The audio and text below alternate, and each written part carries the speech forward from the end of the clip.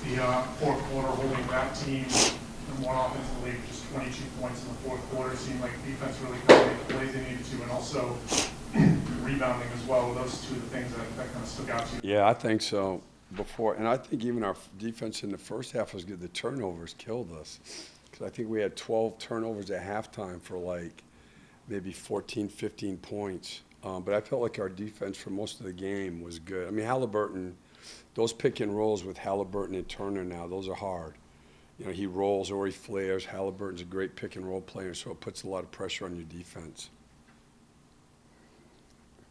Coach, going off of that a little bit, in the third quarter, it seemed like you guys were going with trapping Halliburton and kind of forcing the ball out of his hands. Can you just talk about that sequence? Yeah, we started in the first quarter doing it, and it didn't go well, and then we took it off, and then we came back in the third. I just think the guys like him, you can't just play out of your base. He's too good, and you can't trap him the same way all the time. He's too smart. So, you know, sometimes mixing it up, at least you can get a couple possessions out of the game, you know. But what did you like out of what you saw from Seth Curry as a ball handler and scores? Oh, no, he got going. I mean, you've seen it. You know, he's done that obviously his whole career, but he got going tonight in pick and rolls.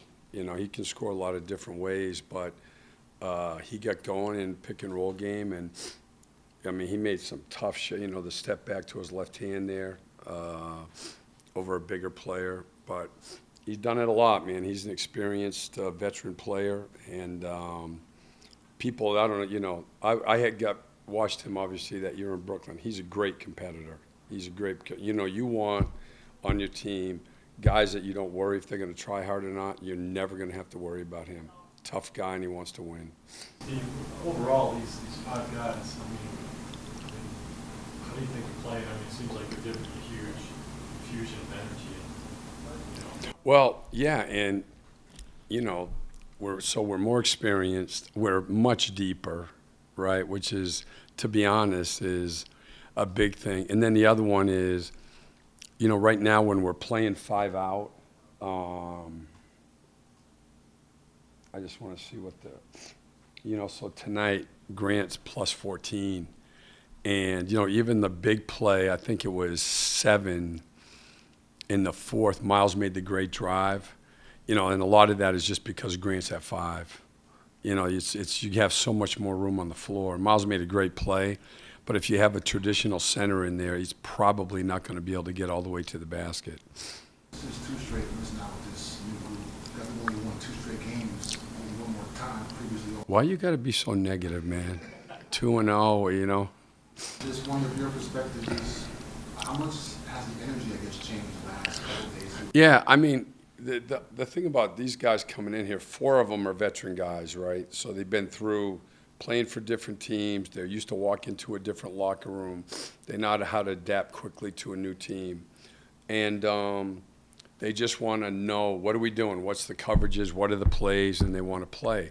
So I think that's good. I think it's good for all of our guys. And obviously, you know, what we have is we have a lot of skill out there right now and a lot of IQ, you know. So we'll see. I mean, we can get a lot better, obviously. I mean, there's a lot of things tonight. The first thing we do have to do, if we keep turning the ball over 19 times a night, we're not going to win. Just not.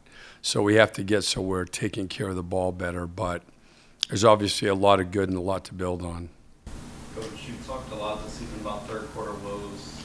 Tonight you scored, I guess, 33 in the third, most of all 4 quarters. We just talk about, I guess, the response after halftime. It was good. And our offense, I felt like, was really good. The first, I think at 6:30, there was a timeout, and they had already scored 17. So our defense, when we started scoring at the beginning of the third, I didn't like. But then, you know, when we broke the lineup, and that's when Seth got going too, right?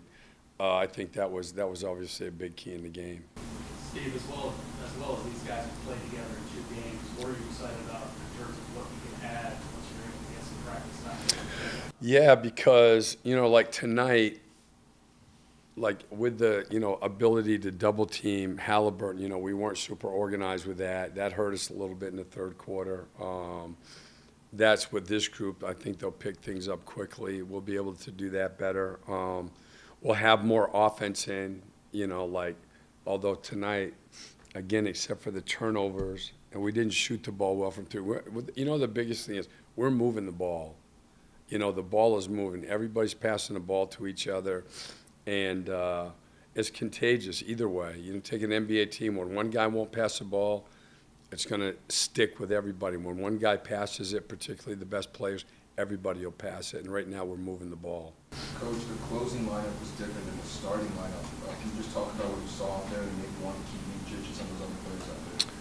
Yeah, it's the same. Actually, it's the same lineup we finished though with the other night too, right? So that could be. I think with this group, that could be game to game. You mentioned the Confederates impacts on the floor, but what kind of impact have they had on the young guys in the locker room? I think probably good. You know, I stay out of there, to be honest with you. You know, I kind of feel like that's their space. You know, you know, so I don't go in there too much. But I got to think that, I mean, of all of them, the only one I've ever really been around is Seth. But just having a little time to spend with each of them. You know, I met with Trey this morning. We talked for a while. I'll get all of them in the next few days just so we get a chance to talk more. But they're all come as, you know, very high character guys, which, you know, is important. You know, like one of the biggest things in this league is you got to be able to handle disappointment, failure, you know, and have a good attitude about it. And, you know, when you play 82 games and everybody doesn't get the number of shots they want and all that, if you don't have good guys, it can be hard.